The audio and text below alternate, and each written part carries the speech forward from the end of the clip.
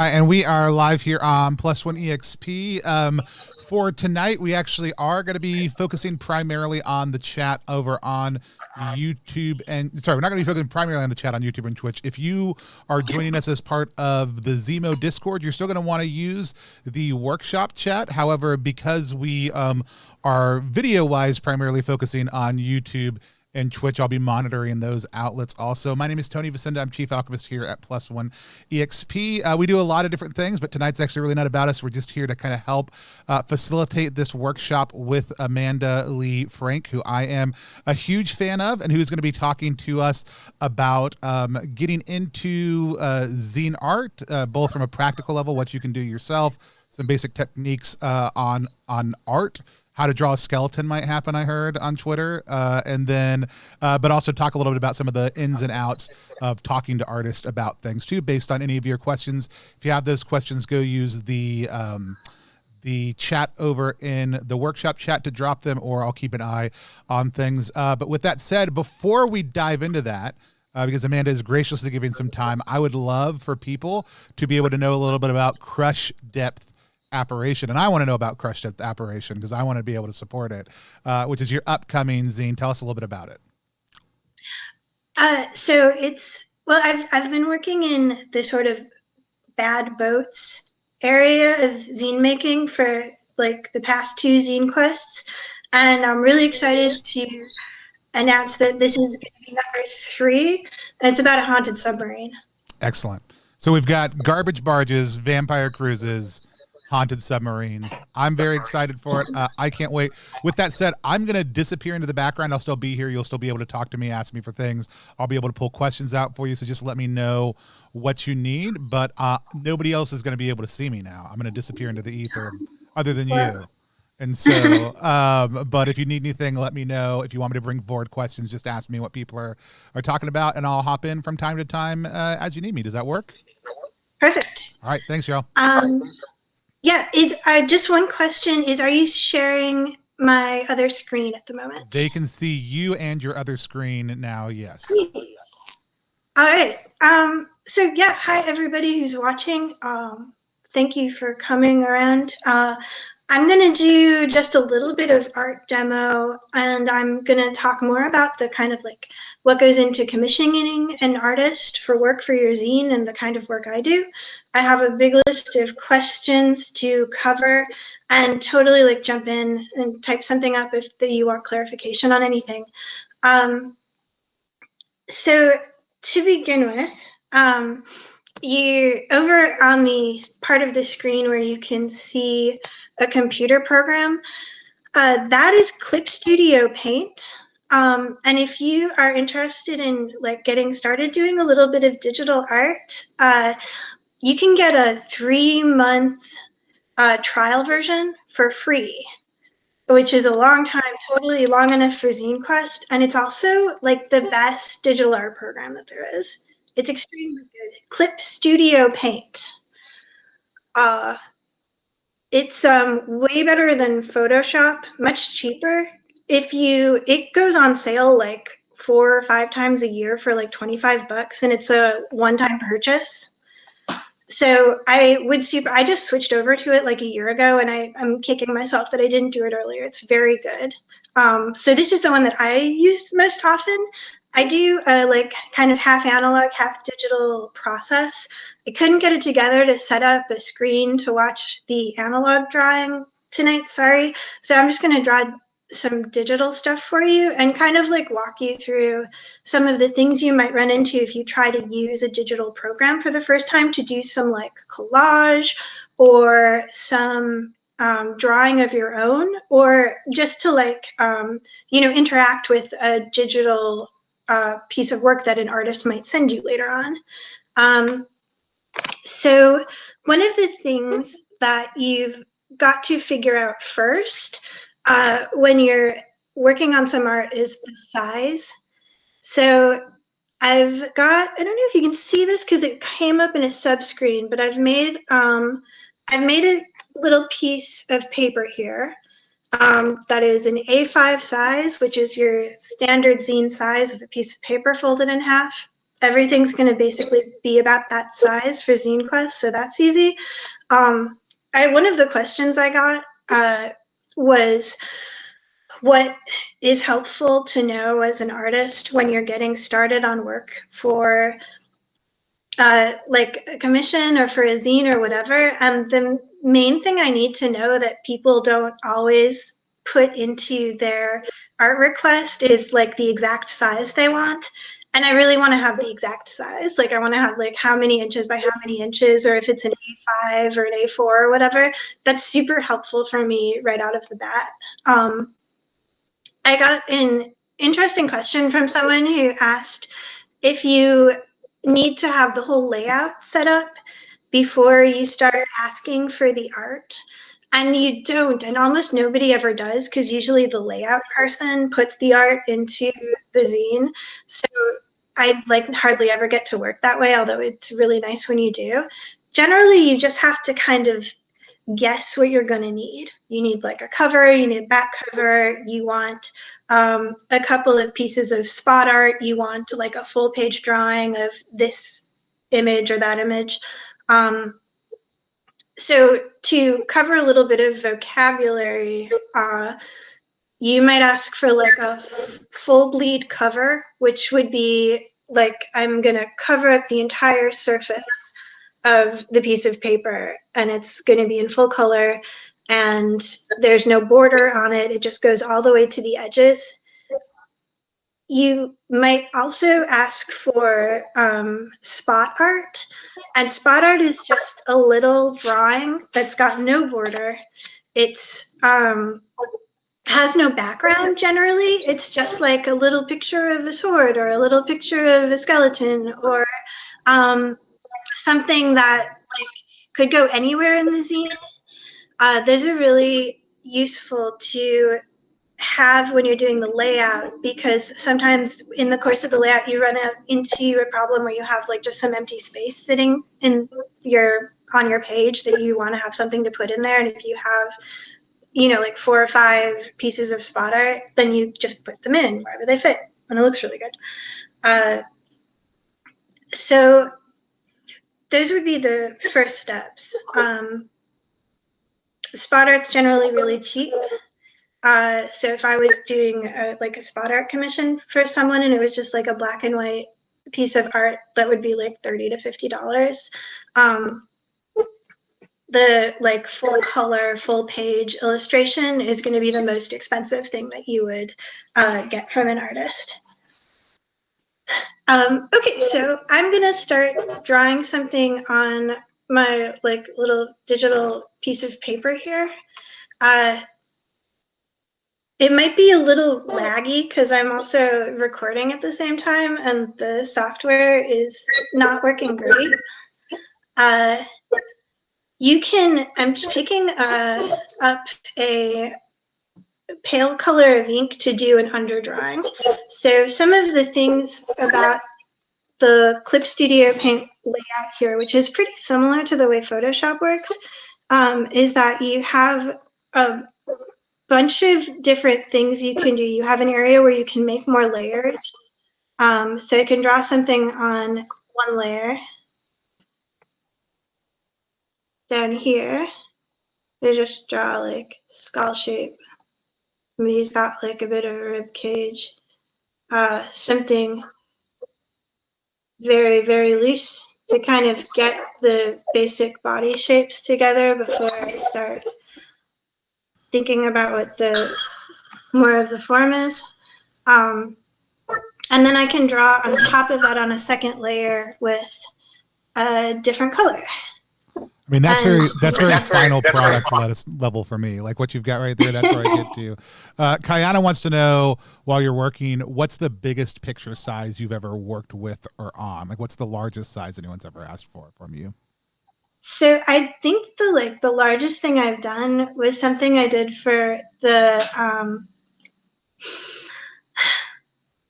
I did the picture I did for a Derek Kinsman scene in The Light of a Faded World, which isn't out yet. I did this like full front and back cover that was all like this wide thing that went all the way across from the front to the back in this complete like total illustration with room for the title and room for like some back information.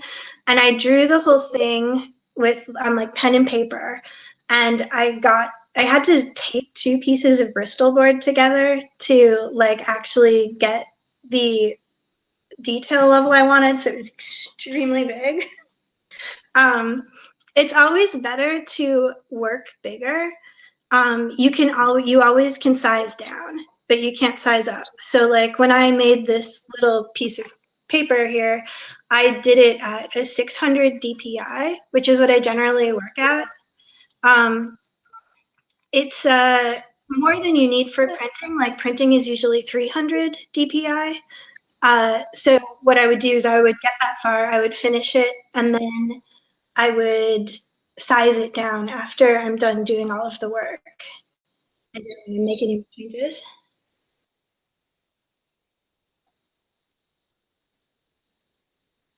Oh my God, thank you.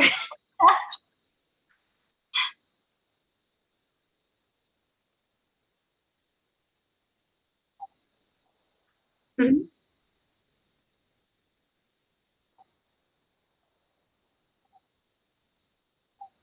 I mean, as early as possible. Because I like the sooner that the earlier in the process the creator has all of the information, the better.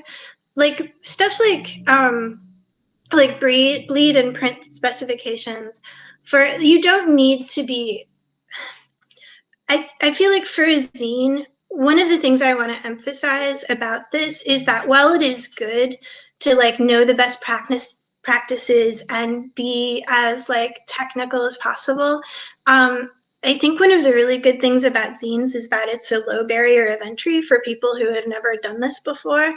So like the first zine I released, I only did it because I was able to continually tell myself like, well, it's just a zine. If it's kind of like messed up, hey, it's just a zine, that's all right.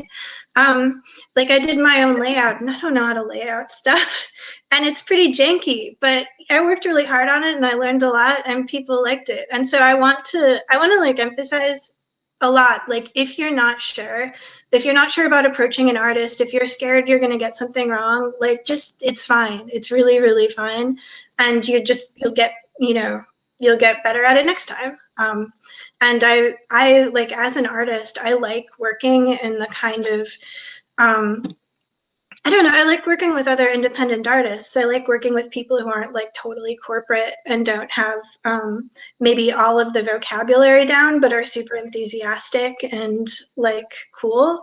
So I don't know. You don't have to worry about making everything totally perfect. That said, if you know what your bleed is going to be, then you could tell me and I love that information.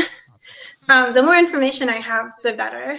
So I know, like, if you know, like, you're going to have a title and it's going to look a certain way on the cover of your zine, and you can send me, like, the title placement or even, like, where you think you're going to put it, that's super helpful. So, like, when I worked on Derek's zine, he already had, like, a mock-up of the title and the font and stuff, so I was kind of able to work around that with how I created the illustration to leave room for the title, so it becomes this really like complete piece. Yeah. So let's see. I've got some scribbles here, and I've opened up over on the side here. This is the brush menu. So Clip Studio Paint is cool for a couple of reasons. It has very nice brushes on its own. If you use Photoshop, you can import Photoshop brushes into Clip Studio Paint, which is super rad, because you get a lot of free brushes with Photoshop, and you can download them, and then you can quit Photoshop, and you can just keep brushes. It's great.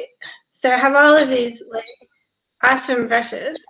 And the other thing that's good about this program is that you can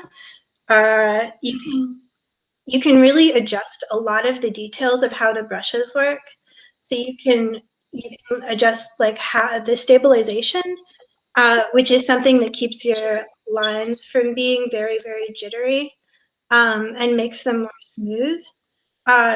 you can adjust like texture and color jitter and all of these. There's just so much stuff to play with, and it's extremely good. And let me open up the navigator window. Let me see if I can do that. And that's like, I think it's like saying play with it, I think is really helpful, because I think a lot of people think you have to know a lot of this stuff before you get into a digital space. Like, but you're just saying just get into it. Like, just play around with it, mess around with it, see what you like. Yeah, just like make a big mess. So this is, I have, oh, I think you can't see the navigator window. Rats.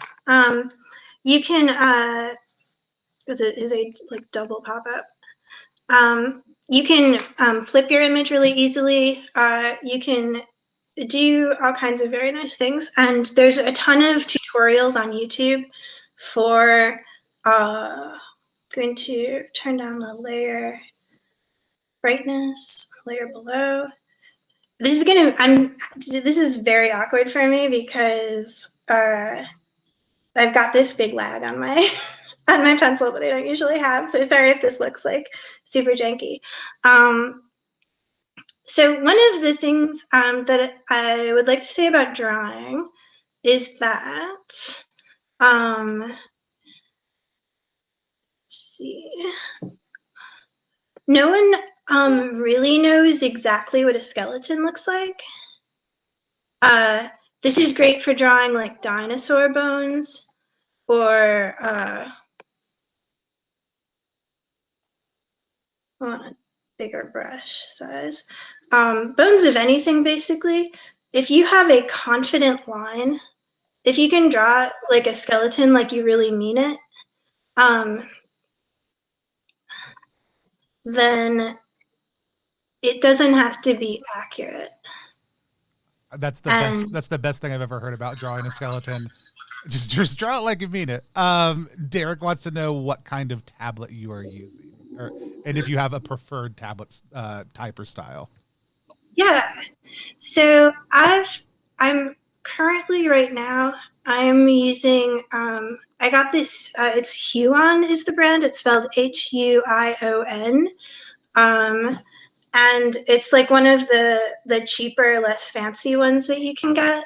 Before I started using this, I was using this little Wacom bamboo tablet, which doesn't have a screen. It's just like a surface that you can draw with. And I used that and did like totally for the past like 3 years. That was all I was using. And even though it didn't have a screen to draw on, it was totally fine. It's a little bit nicer to have the screen to draw on, but it is not completely necessary. You can absolutely get by without it. I've also drawn on an iPad, like a really pretty old one. And if you have like an iPad and an iPad pencil, that works extremely good. And you can run Clip Studio Paint on an iPad. So that is an option. But yeah, like if you wanted to do something digital low cost, I would say get the Wacom bamboo tablet, because that's totally fine to get started with.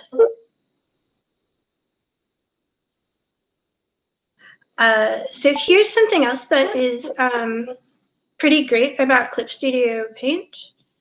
So I'm gonna give this guy some weird ribs.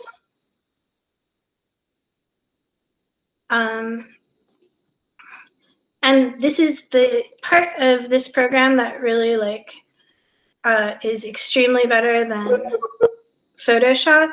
The fill tool, if you want to put color in something, it's extremely good. So I'm going to make another layer for this one. I'm going to pick another color. And I'm just going to fill some of his parts up. So I choose refer to other layers so that the fill tool knows that it wants to look at the other layers as well. And it drops in, even if you have stuff where it's not totally completely connected lines, it does a very good job of finding where the gaps are and filling them in for you. It's also really manipulable, so you can turn down how far it's filling up to the edges of the lines. It's just, if you end up doing digital art, it's a huge time saver. So I super recommend it. So let's see. Dice Ghost wants to know if you have a certain type of weight or brush type that you like as far as go-tos, or do you kind of think about the piece itself, or kind of is it just you feel it out as you're going? How do you approach the different brushes and weights you're using? I feel it out as I go. A lot of the stuff that I do starts life as an analog drawing. And so for that, what I am generally using is, I have a dip pen. You see this? There you go. Now I'm holding it the right way. This is just like regular old dip pen and like some black India ink. I use cheap paper usually, kind of like a slightly heavier weight than copy machine paper, but not super expensive. Like I don't always use Bristol. And so when I move the drawings into the digital workspace, I will generally try to find a brush that just matches what I was doing in the analog pretty well. And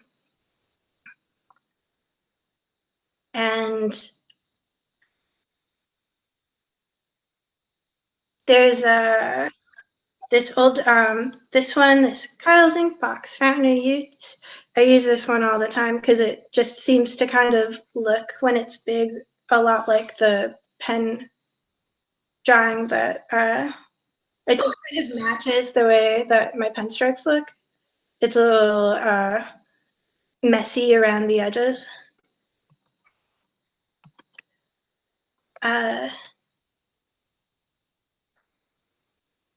Let's see. So I'm looking at my list of questions people asked earlier. Oh, cool. Yeah. Also, over on chat, Fresh Out the Box says, "Holy crap, that's getting so good so fast!"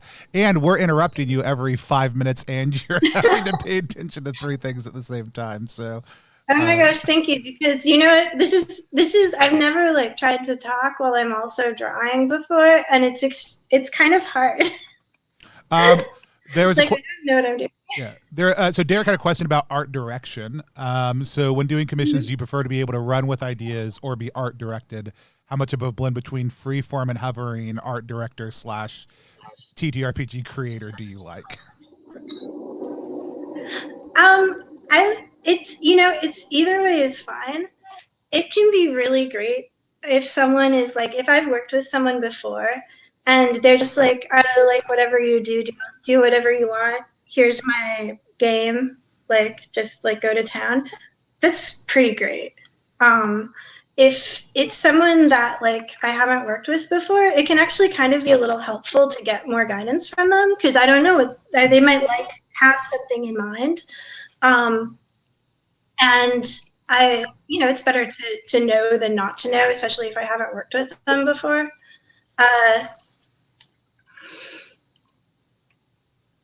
It's I don't know. It really does depend. Like, I feel like my job as an artist is to do the very best I can to, I don't know, like make the game land good for whoever is reading it. So I try to really like add to the game with the art rather than just illustrating parts of it.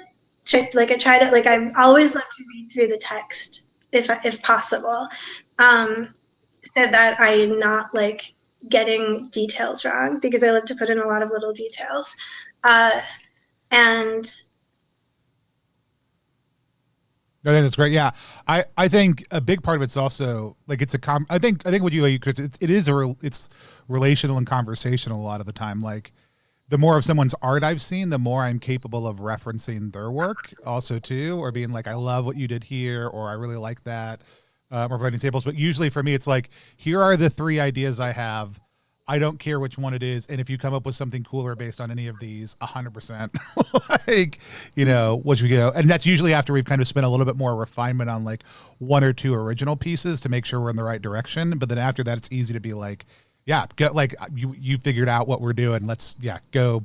I need a picture of this, a picture of that. So, and then another question was, what are some effective, we just talked about that. Sorry. You've hit kind of some common terms. Root had asked about that, common terms for art direction, for art and zines, sizes, and other pieces like that. We talked a little bit about bleed and spot illustrations. Jimmy had the question, and you touched on this a little bit, but I'd love to hear a little bit maybe more about your own approach to it. Like when you're thinking about how much art you need for a zine. Now, some of this is budget, some of this is style, some of this is a lot of things. But for a game, an RPG about a boat where something's gone bad, how much art do you think about needing for that as you're approaching it? Like, you don't generally need something on every page. I honestly, what I've done in the past is I've gone onto my shelf and I've looked at like other people's zines and been like paged through them and thought like, okay, this seems like a reasonable amount of art. It's not everywhere. It's not even, it's maybe every 3rd page might end up with something on it, and that seems fine. So you really have to like think about what your budget is. Think about what your like ideal amount of art would be, and just balance those 2 things. Because it could be a situation where like I've got a budget to get one really like stellar drawing from someone I really, really like, and I'm just going to spend all of my money on that. And you could always fill in the like other parts with like stuff that's out of copyright, like Creative Commons stuff. Or just like do really beautiful layout so that it doesn't need more than the one big piece of art. One of the questions that I got from someone, which I think is a good thing to think about, was that like it's really good to have a beautiful piece of artwork to help sell your zine, but if you're raising money to sell your zine, then how do you buy the piece of really beautiful artwork to sell the zine with? And in that case, what my advice would be is use like a Creative Commons piece for your cover. Like just drop in like a gorgeous old painting from the Renaissance or something, stick it in there and put your title on, and then it'll look great. You can use that. That's for you. That's you can raise money. You can say like, I'm hoping to have a stretch goal to hire this artist to do more art for it, and you put that in your like pitch for the zine, and that would be my advice. Or you could like try making your own art, because it's fun and interesting. And I like personally, when I'm like shopping for ZQuest stuff, I love to see things where it's like really rough around the edges, or somebody trying something they've never done before, or they like physically got a book and cut all the pages up and made art out of the pages of the book. I've ordered zines specifically because they had this really like rough and ready sort of aura to them. So that's a good thing to do. Another question is, how long beforehand should you approach artists for commissions? So that really depends on like how much art you need. And I would say the farther out, the better, generally is a good thing. So if you have a concept for your zine and you're pretty sure you can ready to like explain it to someone, And you can come to them and say like, hey, will you have time in like July to work on this? Then you're going to be much more likely to have someone say like, yeah, July is open. You can totally do 20 pieces for your zine in July or whatever. But if it's something where you need the art like by February, then you'll probably have a harder time finding someone who's got free time to do it. Everyone works at a different pace. I think I work pretty slow. But I don't think like the speed that an artist works at has anything to do with like how good they are or not. It's just different for everyone. So some artists will be able to be like, oh yeah, sure, I can get like 20 drawings to you next week. So it's always fine to ask, but really the more farther in advance, the better. And I've definitely like had jobs where the person contacted me in like in the summer, and we didn't start actually talking about doing the work until November. So you can, before the book is even written, you can like start emailing artists or whatever to see if they've got availability for you. Yeah. I mean, I've been trying to get on AmandaLee Frank's, schedule for 2 years now. And so I'll let you know when I get there. Now, like last week I booked 2 artists. One of them is for July. One of them is for this weekend. So I mean, like again, one of them was kind of an emergency situation where I just needed a small piece really quickly, but that was part of my, like again, it's the thing to tell the artist up front. It was when I was even looking, I was like, also need by next week if someone can do this, and if I didn't find it, I didn't find it. Yeah. There were also a bunch of questions about where to find artists. So I have a couple of suggestions for that. A really good thing is to just ask around. So probably everyone that's doing Zine Quest belongs to a couple of RPG discords. Just like ask on there. People know people and will have suggestions. If you have an idea of the style you're looking for, you can say, hey, is there anyone that can do this? Does anyone have a recommendation? That's a good place to find people. I think a lot of artists who are looking for commissions are on Twitter.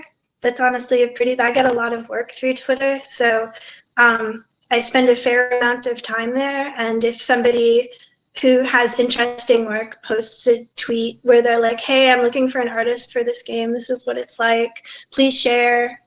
Then usually, I think generally I'll see that eventually. And then if I've got time or if it looks like a cool project, I'll totally look into it. So that's a good way to find people. I would definitely say always be on the lookout for someone that's good. Follow a bunch of artists. Because they all will also retweet other cool work. And you can also check some of the arts hashtags, like the Portfolio Day hashtag will have just huge numbers of people posting their work of all sorts of different ranges of total professionals will do it, people who are still in school will do it, just everyone. And so that can be a great place to kind of dig through to find someone that suits what you're looking for. I love that. Also, somebody had asked earlier about some of the best places to find public domain art. I will say, I have one game that is the cover is all public domain stuff. We even made a custom font out of some old public domain font work, and Gonjito has a ton of great resources for public domain stuff that he had pulled together at one point in time and even cleaned a lot of it up so it's kind of ready to use, and listed out a lot of his places that he went to go download them. He's a Latin American RPG creator who does a lot of minimalist design stuff also too. So that'd be one of mine. Do you have other places that you suggest people look for public domain pieces? Yeah, totally. There is actually, what's the name of it? There's a very great resource that I'm sure someone has posted on here recently that... I feel like you just tweeted from one of the public domain libraries yesterday. Yeah, I totally did. I'll go find that tweet. I'm actually... I'm looking that up right now because so I can actually say out loud the name of the RPG resource, which is so good because it's it's the Goblin Archives yeah. on Twitter. It's the Resource Archives. I think this is like the best hub for this stuff. So if you go to find Goblin Archives is actually in the ZiMo Discord too. So yeah, he's around. I think I'm pretty sure that list on the annotated archive of game design resources, I think he's got everything. Like there's I was looking through it to see if there was stuff that I knew about that wasn't listed, and there wasn't. Like it's all on there, and there's so much good stuff.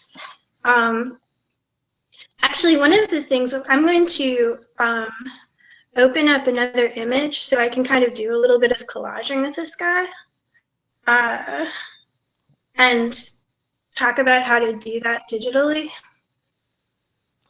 Nate Trim has also released a few cleaned up and released a few public domain images. Can't remember if they were on Patreon only or if it was posted. That's the other thing. Supporting a lot of people on Patreon. Thomas Novosel, like their Patreon is tremendous. It's like over 400 pieces of art at this point, and they include a commercial license for them at whatever level a month that it may be at whatever level a month you're supporting them. But it's a great resource. Keegan just used it for DungeonDelvers.tv, and everything looked beautiful on the page. Yeah, that's a really good thing to mention. There are a lot of artists that have created like just packs of licensable art that you can buy on itch. I think Evelyn Moreau, who's really awesome, has a bunch that are available that you can you download it, or you can subscribe to her Patreon and get access to all of those. And they look beautiful. That could be like all of the art for your zine you could get right there. And that's a super easy way to access like a whole bunch of art resource very, very quickly. So Kayana says, and we talked about this a little bit, but I think this is a more detailed question. For the creative brief / art direction, how many details feel comfortable for you? For example, if somebody says, I need 5 dancing skeletons, should I describe in detail what each of them are wearing? Or is it more general around like X, but Y, Z would be better? Like, I know you mentioned like liking to go freeform, but if somebody has a very specific idea about some of the things they want, should they go ahead and include those up front? Yeah, you can absolutely include specific details if you want to. I would say that in general, it's easier for me if you've got less hugely specific details, if there tends to be a little bit more broad or like refer to kind of the mood you're trying to go for. Sometimes people will make a little like mood board. So they'll be like, this is what I have in mind, and have a bunch of images from like other artists or like reference photos to just give an idea for like, I want these colors, or I'm thinking about like this kind of cyberpunk look or whatever. And that's super helpful. There's a level of detail where it sometimes becomes, and I know that it's easy to do this because I did it myself the first time I commissioned artwork. I commissioned artwork for the Garbage Barge, and I wrote a little email that was like, hey, you can do whatever you want, but what if you drew a picture of like this creature and he's sitting on a pile of bones, and also there's like 8 other things happening, and it was way too much to fit into one picture. And I should have known better because like I'm like actually like make pictures all the time, and I got back a drawing that was like only 2 of those things, which was completely the correct way to do the drawing. Like you can't have a drawing that has 20 things in it on a zine. It doesn't work. You can only put a couple of things in. So that's something to keep in mind. it's something that I try to keep in mind nowadays. But it's it's fine to send images. It's fine to be like, I'm thinking this should be like, this set of colors or stuff like that. Totally fine. The more information, the better. It's also one of the things that you'll probably want to figure out before you start working on the commissions is, the person who's doing the commissions, do you want to see thumbnails beforehand, or do you want to just let the artist finish the work and then it'll be done? And I've done it both ways, and both are fine. Sometimes I actually if I've never worked with someone before, I will send them a thumbnail because I'll be like, hey, is this the right direction? Do you like this? And then find out that they like it, and then after that I'll just finish the pieces for them because it's like, we're cool now, I'll just do whatever, and that's great because it's fast for me. We don't have to wait for emails to go back and forth, but it can be great to set up a situation where before the artist finalizes the pieces, you share a couple of sketches and talk about what you like and what you don't like. Love that. And that brings up a good point also too. I don't know if you do, but the artist who's doing the main work for Through the Void, which is funding on Itch right now, was very clear up front. And a lot of the other artists I've worked with have done this. Here's how many revisions this includes, which the answer is typically one. Some people will do more, but other people are like one, and minor tweaks might not count as a revision. Right. I usually, if we can't get it done in one, I'm going to be like, that's fine. I'll just use this somewhere else and I'll commission you one more time or whatever. Cause I'd rather just get more cool art. If the artist doesn't for you as an artist, do you include that information? Is that a place you negotiate? Is that, what does that look like? So for me as an artist, usually I do this stuff super casually. And it's totally fine. Not every artist will be like that, but it's usually within the first email or two. Somebody will send me an email. They'll be like, hey, can I commission you to do this? What are your rates? And then I'll send them an email back and I'll be like, I have time at this point. Your zine looks really cool. And these are my rates, and I'll send them a list of the rates. Usually I'll be like, I'm flexible because I want to make work for people. And then you figure out what the budget is, and then you work from there.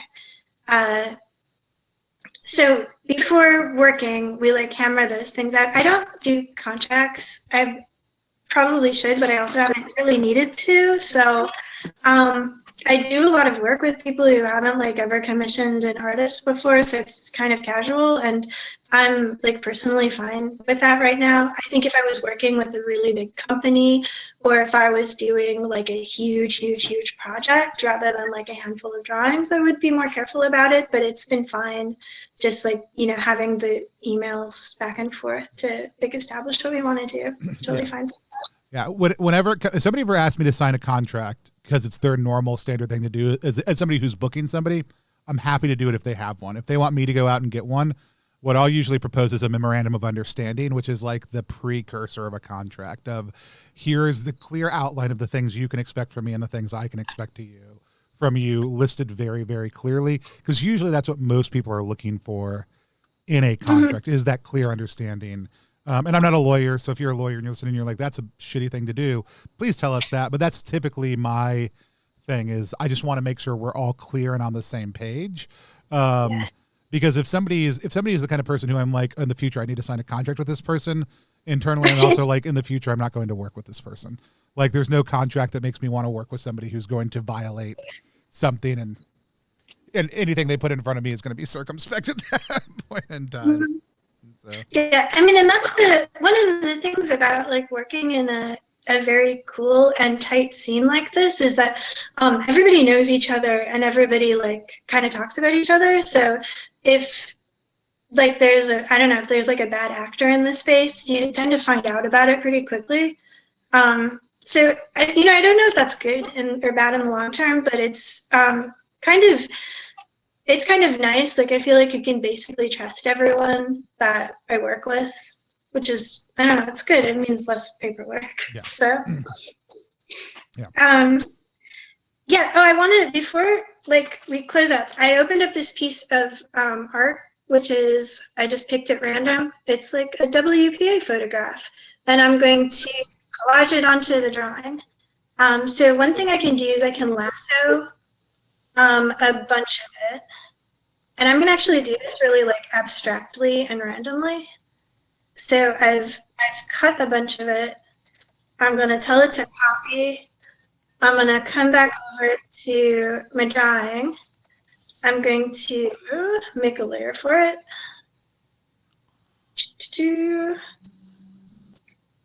Edit, and then paste. And it's very small because it was a smaller image than my drawing.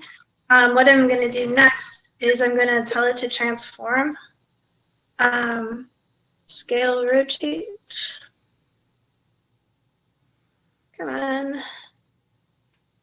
There we go. Program is running a little slow.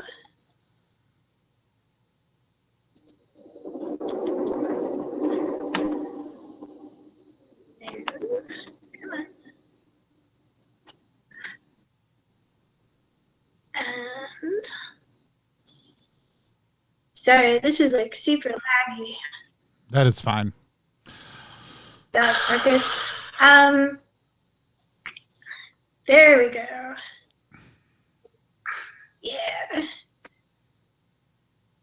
So this is something you can like use stuff like this just totally for weird textures if you want. So if I make this like extremely super big and distorted,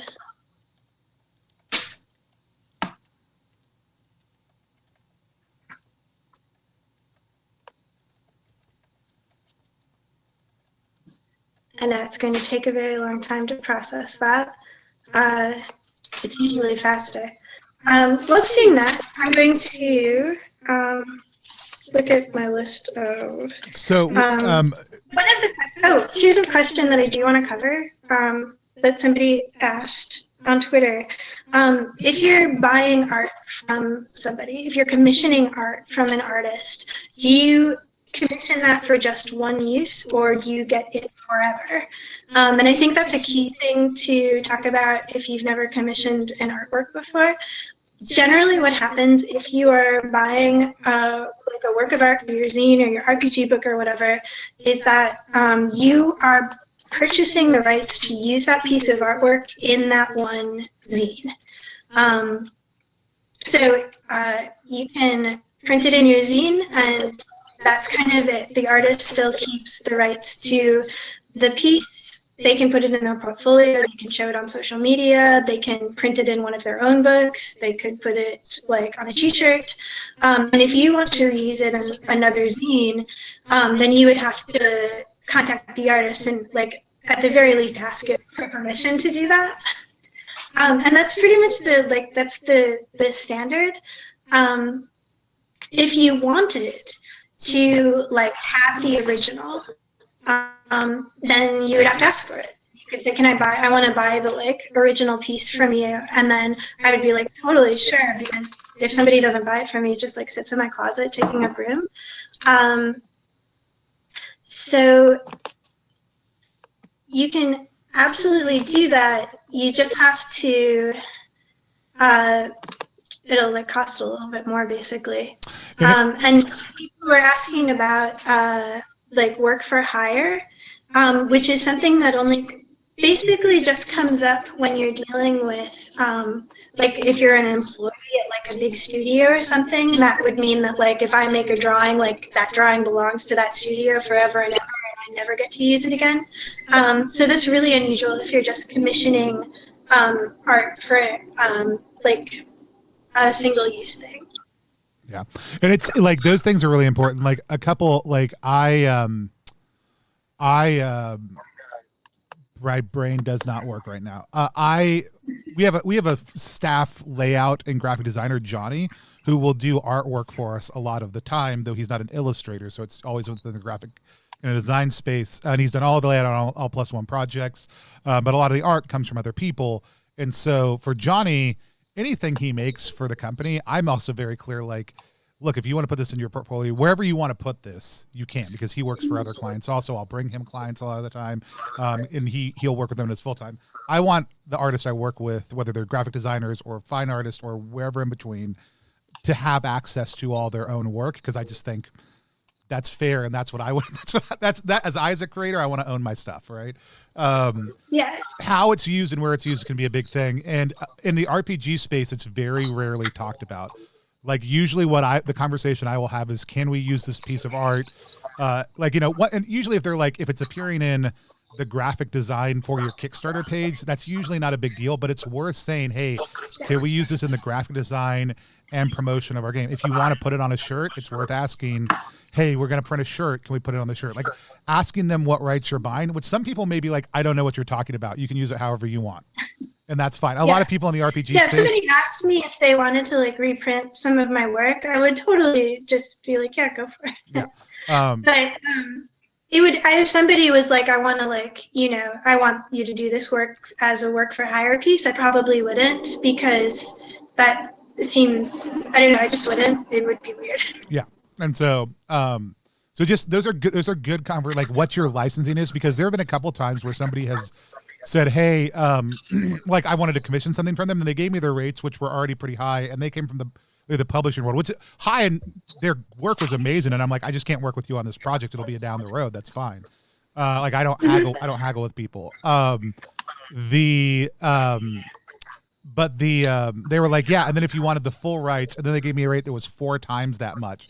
And I was like, well, I would never, like, I was like, what would you do with this piece otherwise? And they were like, well, I might want to sell it to somebody else also. And then when they included that, I was just like, I'm asking you to make the front of a game for me. That's kind of a central piece of branding. And that would be really weird. Like if you put it in your portfolio, or if you put it on your website, if you put it in, I don't care. That's great. That's wonderful. If you're like, I might sell it to somebody else down the road also too, that all of a sudden felt very weird to me as a creator. I'm like, I don't know who else would want this specific piece of art, but that seems like something I would want to have. And again, it's good to know that on certain pieces, I might be buying those full rights from this creator if I work with them. And on other pieces, I might be like, no, but I'm also always going to be like, I want you to put this in your portfolio. Like it's, for me, that's only good for all of us when we do that. So it's good to, again, it's just good to ask what rights you have with the piece of art when you commission it. But in the RPG space, I've found, again, very commonly, most creators are just like, what do you want to do with it? And you tell them, they're like, great. Yep. Yeah, by the way, right now what I'm doing with this skeleton guy is I've been messing around with the like layer values just for fun. This is a thing that you can do in Photoshop too. You can change the way the layers interact with the stuff underneath them. And if you're like doing work where you're just kind of like experimenting and figuring stuff out, totally mess with this stuff. You get all of these unintended things. Like look at how his eyes got really weird. This is something that like, it's kind of basically a huge mess right now, but I like those goofy eyes. And I would totally just like hang out with this drawing for another, 20 minutes and play around with it in this form and see what I get. Because it's interesting. And this is, if you're not, I don't know, if you don't make a lot of artwork, this can be, I think, a really generative way to work where you are just kind of messing around with the stuff that a program has for you to work with to see like what sort of accidents happen. You can get really wild stuff that way. And you can always back up if you don't like it or try something different. What I think we really need to do with this piece is just put it on a t-shirt that says, no one's ever seen a skeleton, AmandaLee Frank, is really the ultimate destination for this piece of art.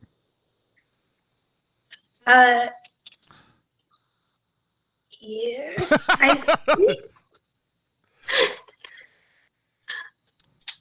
I've drawn better skeletons than this. It's clear to me now that the skill of talking while also drawing is like something that takes a great deal of practice, and I haven't done that yet. But someday I'll be really good at it. Let's see. I'm taking a quick look at my list to see if there is anything I missed covering that people are curious about. Yeah, we probably got about 5 more minutes. We started a little late. If you've got a question, feel free to drop it in. I know Ian's been typing on something forever, so he's either going to unleash a bunch of contract law information on us or ask a really good question, one of the two. Roland says they really did a really cool colorization of Doug Shaffey's work on Leviathans, mostly by messing around with player stuff. That's another thing. If there's a piece of art you like, you can't necessarily do anything with it, but popping it down and having fun with it is a good way to experiment and play around with some of this stuff. Yes. Yeah, absolutely.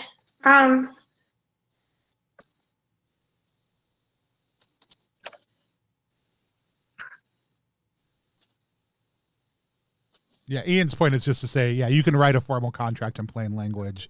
In most states, the conversation in the chat for anybody watching this later is, in most states, a contract is any understood document between two parties, which is why like verbal contracts matter, implied contracts matter, other things like that matter. And so, like I said, that's why whatever you need to do to get a clear understanding of what's happening, that's all it takes. Again, your geographic region of the world may modify that in some way, shape, or form. Check your local laws. Yeah.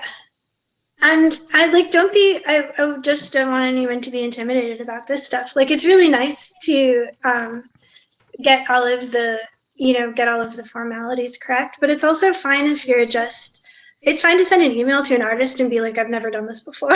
Right. This is my first time, this is my first zine, but I really like your work, etc. Like, would you do a drawing for me? That's a fine email to get. And if you have, if you know what you need, and you can be like, I need, 3 pieces of spot art. They need to be 1 inch by 2 inches, and black and white, 300 DPI. Like, if I got that, I would be like, this is amazing. I can do this like today. Yeah. So. Yeah, the other artists I don't know if do you have kind of standard rates for everything you do, or do you wait for a project, or do you talk to people about what, like, I've always been like, when people ask me to do work, my first question is oftentimes the question I like to get asked the least, which is, what is your budget? But is that usually where you start? So I have been slowly raising my rates over the past couple of years. I'm trying to inch my way up into, being totally self-sufficient, and it's building connections and making more work and all of that stuff. So at this point, my kind of situation is I have my rates, which are kind of the most I've ever gotten paid for a full page, full color piece, which is $300 at this point. And that's my rate that I would hopefully get, but I will also totally work with people for less if either they're ordering a bunch of stuff all at once, or I really, really like the project and I want to work on it and it's exciting and I want to be a part of it, or I'm basically I'm willing to negotiate, and a lot of the times I'll ask the what's your budget question to kind of decide if someone's I only have $100 to spend on art for my zine, then I could be I could make you 4 little pieces of concept art or whatever, or spot art rather. Yeah. And have you ever had somebody ask you, because this is the thing I've started doing with my commissions, is asking for a sheet of just essentially kind of doodles or ephemera that match the vibe of the rest of the art that I can use in layout and graphic design? Yeah, I totally, so I did that for, so Aaron King, who did the Patchwork, know Aaron? Patchwork World, one of my all-time favorite games, my top game of 2021. Yeah, it's fantastic. So I was like super busy when he was getting that together, so I couldn't make any art from scratch for it. But I dug through like all of my sketchbooks and I just like photographed and cleaned up a bunch of stuff that seemed like it might be a good fit for the vibe of the game and sent him that to pick from. So it wasn't made specifically for the game, but he took that and like collaged it together with the rest of the stuff, and that's totally something I would do again too because I have a lot of. And for me, yeah, and for me, typically I'll just be like, I'll pay for a full page, full color image because it's a lot of small images. Or if they're like, or if you want more, tell me you want more, and that's fine. But usually I'm just like, whatever your most expensive thing is, I would like that, just a bunch of small random things. Mm-hmm.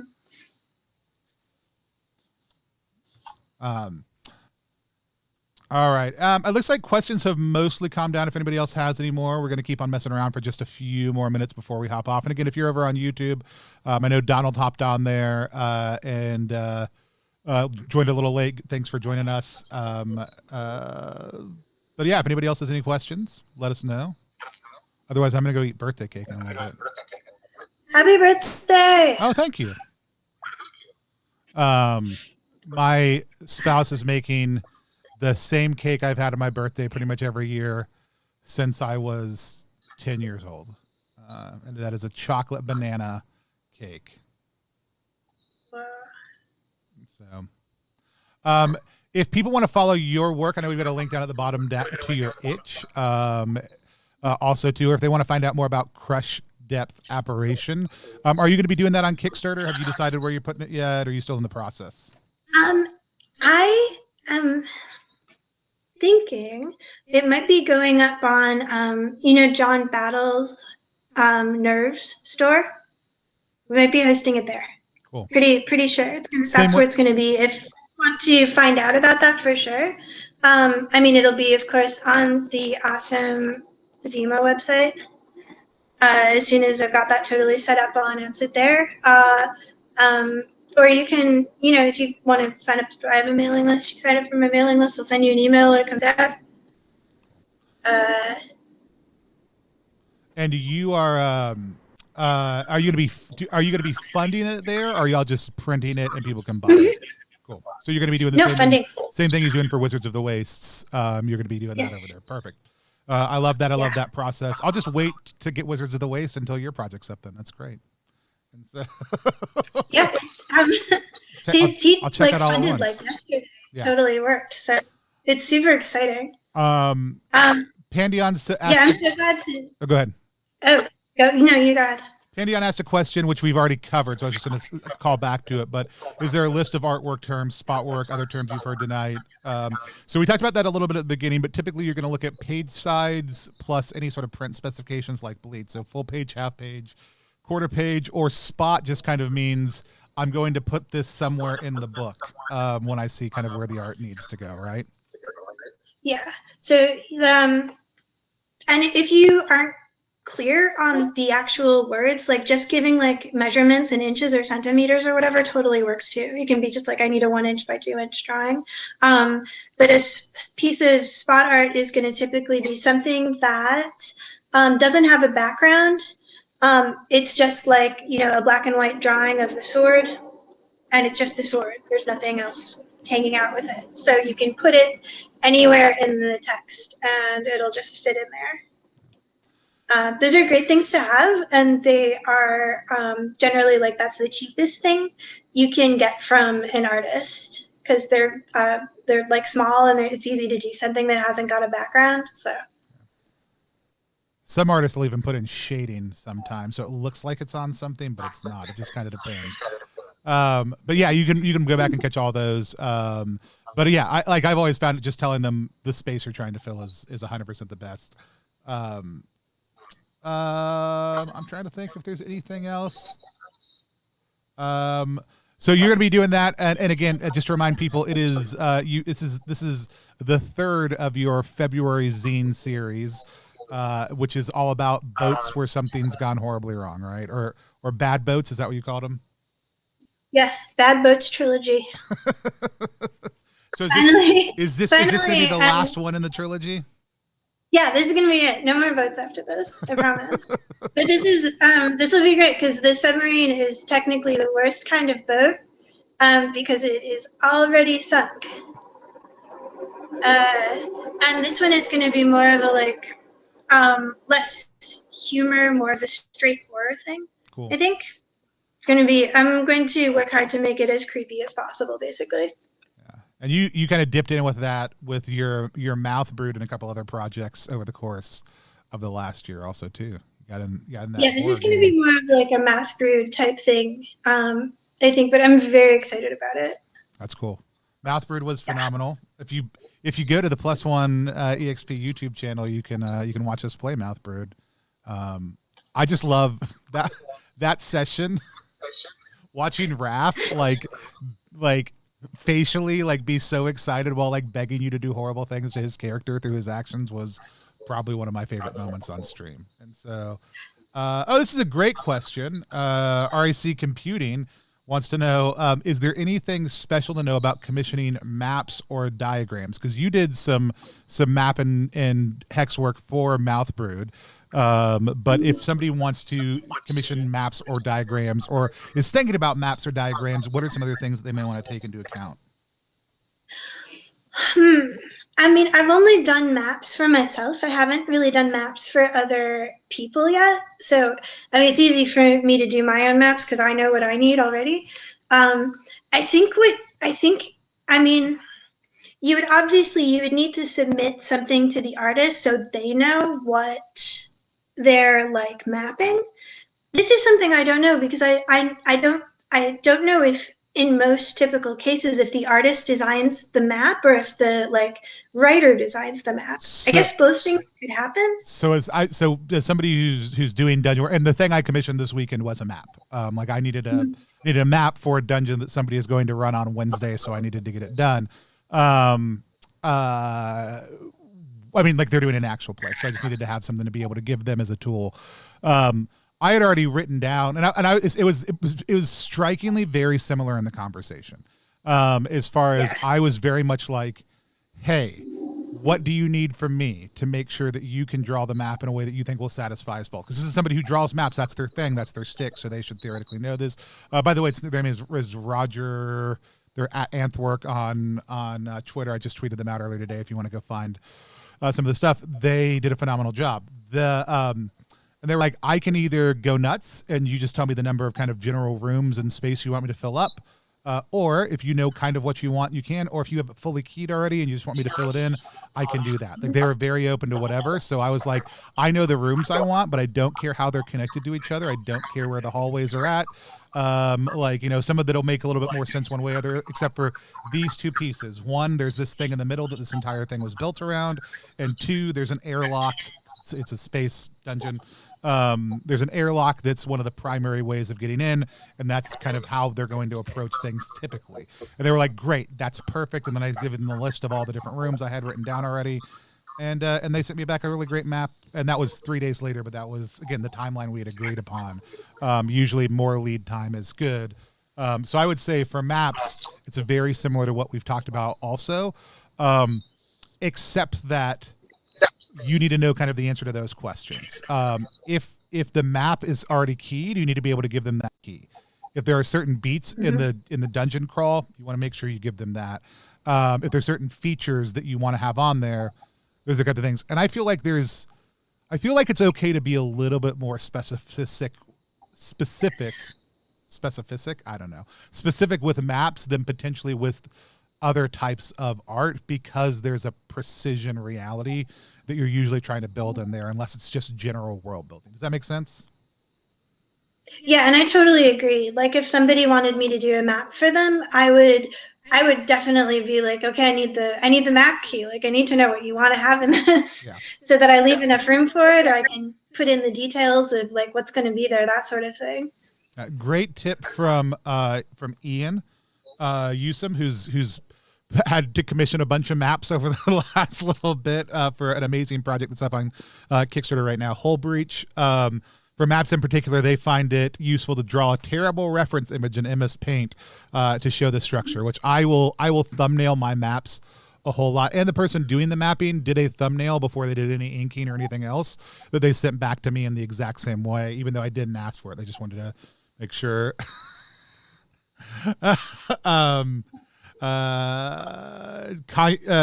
says, as a map maker, I'm very glad to know. I'm very glad there's a lot of key details in a brief. Yeah, I think there's a lot more precision. Like I said, when we're looking at this side of things, and like for maps specifically. But again, if there's something you feel strongly about, I mean, to me, it always goes like, tell the artists, you know?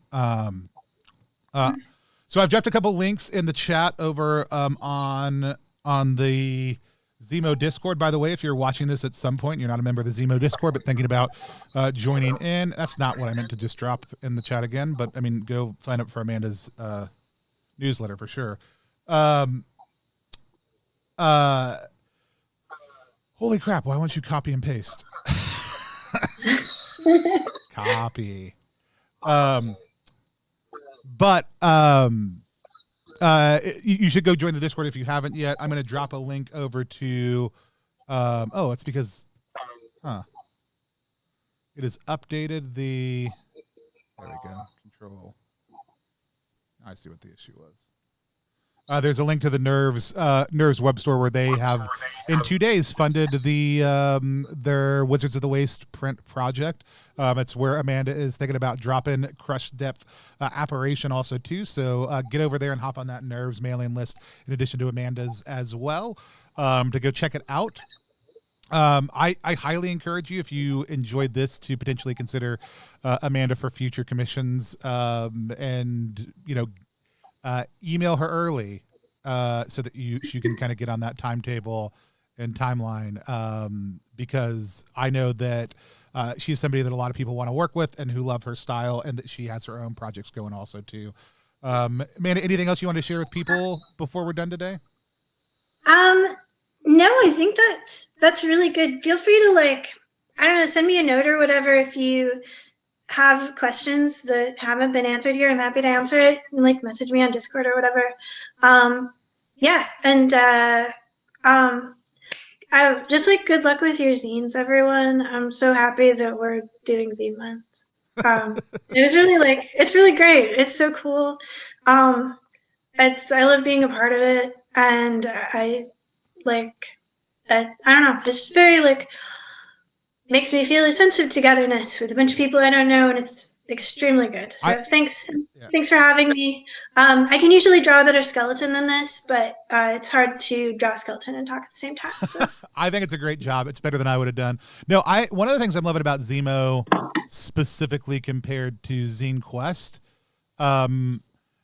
is the Discord and is the community and is these panels, like, even though it's only been you and I so far, there's another one happening next Saturday on printmaking, which I don't know if I'm helping host or not, but we'll see one way or the other. I'm happy to help, but I haven't been asked to yet. But I am really appreciative of the people putting it together. I know there's still a lot of questions. I know there's still a lot of things we're trying to figure out, all that kind of stuff. But I'm really glad, really specifically for the structure of this. I also want to shout out the Zine Creators Workshop Discord also too, which helped be the structure behind Side Quest and formed during Zine Quest 3. Also too is another great resource and space for information and a lot of these conversations also too.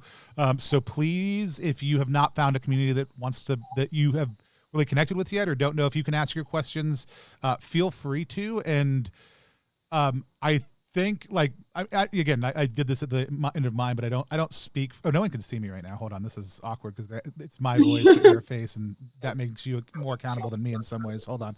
I think an important thing to remember is, like, there are people who are running ZiMo who have done the work behind the scenes to put it together, but, like, if the intent is for it to be a community and a democratized space, that means that your voice has weight and it matters. And so, some people are being like, I don't know, my project may end up being like 100 pages. I'm like, okay, like, I don't think anybody's like, no one in ZiMo is going to get mad if you end up with a really big project that's really cool. Like, I may want to do posters with mine. Great. Like nothing in the guidelines says you can't do a poster. I might want to do full color.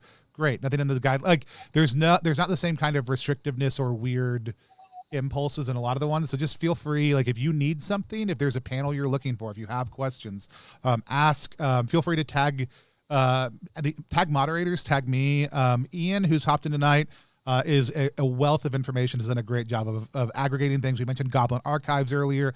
Has pulled together a ton of great resources. There's just a ton of really smart people in this community who have really great skills who would love to share them with you. So I just highly encourage you, ask the questions you need, tag people if you need to, don't be afraid. Check before you DM people, because that can be a little bit weird, but my DMs are fully open. Feel free to send me stuff and let me know. Through the Void is funding over on itch right now, and we apparently, while we were here tonight, passed one of our other goals. So we got ship rules going in, and we're going to be working on another adventure. And then Adira Slattery just told me today that she doesn't want to call her thing the Slattery segment. She wants to call it the Slattery Syndicate, and just make a bunch of crime stuff. So I'm very excited about space crimes with Adira. So go check that out, along with all the amazing things that Amanda has going on. I can't wait to get Crush Depth Apparition and get the skeleton on a shirt that says no one's ever seen a skeleton before. I want to buy it. And so follow Amanda. What's your handle on Twitter? It's what is my handle on Twitter? AmandaLee. That's it. Annabelle_Lee. There we go. Is my Twitter. All right.